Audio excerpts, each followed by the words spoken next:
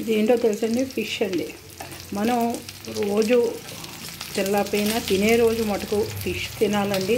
Fish కంపల్సరీగా తినాలి, మన ఫుడ్లో ఇంక్లూడ్ చేసుకోవాలి. దాంతోపాటు వీలైతే మటన్ సూప్, లేదంటే మటన్ వారానికి ఒక రోజైనా మనం మటన్ తినాలి. ఎగ్స్ అయితే పిల్లలకి రెగ్యులర్గా పెట్టాలండి. ఎగ్స్, చికెన్లోని మటుకు లివర్ కంపల్సరీగా తినాలండి. చాలామందికి మనకి విటమిన్ డి ఎంచి చాలా తక్కువ ఉంటుందండి. దానివల్ల మనకి డెఫిషియన్సీ వస్తుంది, విటమిన్ డి డెఫిషియన్సీ వస్తుంది. దానివల్ల ఎంచి మనకి ఎక్కువ బోన్స్ ఫ్రాక్చర్స్ ఇవన్నీ అవుతాయండి. బోన్స్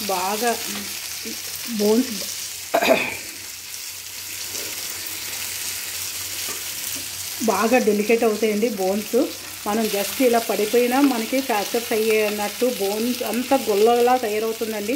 దానివల్ల ఏంటంటే మనం విటమిన్ డి ఉండాలి అంటే సన్లైట్కి కనీసం ఒక అరగంట ఎక్స్పోజ్ అవ్వాలండి. సన్లైట్కి ఎక్స్పోజ్ అవ్వాలి.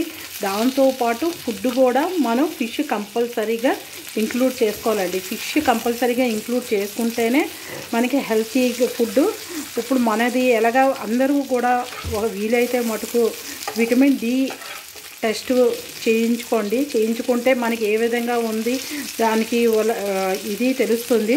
మనకి మినిమంగా 30 నుంచి ఉండాలండి.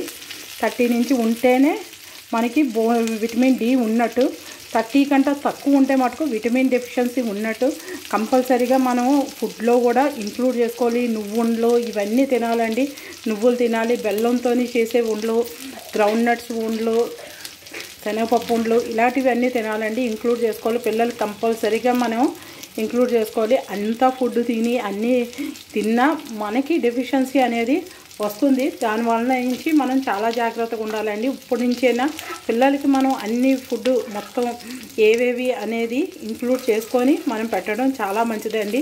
నేను మొన్న టెస్ట్ చేయించుకుంటే విటమిన్ డి టెస్ట్ చేయించుకుంటే 3.3 ఉందండి. అంటే దీన్ని బట్టి ఎంత తక్కువ ఉందో చూసుకోండి.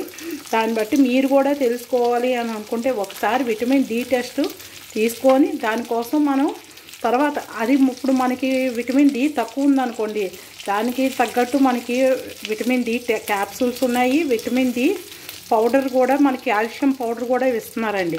దానివల్ల మనకి బోన్స్ పెయిన్ ఇవన్నీ వచ్చేస్తున్నాయండి. ఇప్పుడు 40 వచ్చిన దగ్గర నుంచి బోన్స్ పెయిన్, మనకి ఏ విధంగా పెయిన్స్ ఏవి వచ్చినా ఎక్కడ చూస్తే అక్కడ చేతుల నొప్పులు ఇవన్నీ వస్తున్నాయండి. కాలు నొప్పులు, కాలు వాచిపోయినట్టు ఉండడం, ఇవన్నీ మనం ఏదో ఆర్థోపెటిక్ ఇష్యూ ఏమో అనుకుంటాం కానీ కాదండి. దీనివలన విటమిన్ డి వలన మనకు విటమిన్స్ లోపం వలన ఇలాగ అవుతుందండి. చాలామంది ఇక్కడ విటమిన్ డి లోపం ఉన్నోళ్ళు చాలామంది ఉన్నారండి. ఎవ్వరికీ కరెక్ట్గా లేదు. దానివల్ల ఏంటంటే మనకి ఎండలోని మనం నించోలండి. మన సోలార్ ద్వారా మనం ఎండను ప్రొడ్యూస్ చేసి సోలార్వి పెట్టుకుంటున్నాం కానీ మనకు ముందు సోలార్ ఇది కావాలండి.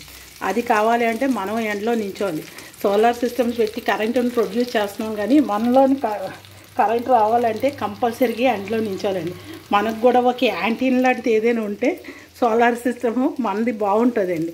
మనకే లేనప్పుడు మనం ఇంక పిల్లలకి ఏం చెప్తామండి? పిల్లలు కూడా మనమే చెప్పి చేసుకోవాలండి. ఆ టైంలోని మనం పిల్లల్ని మార్నింగ్ ఆర్ ఈవినింగ్ ఎప్పుడైనా సరే మనకి ఎండ కొంచెం లైట్గా ఎండ ఉన్నప్పుడు పిల్లల్ని బయటికి పంపించడం, పిల్లలతో ఆడుకోవడం ఇవి చేయడం చాలా మంచిదండి. Thank you to all watching my video.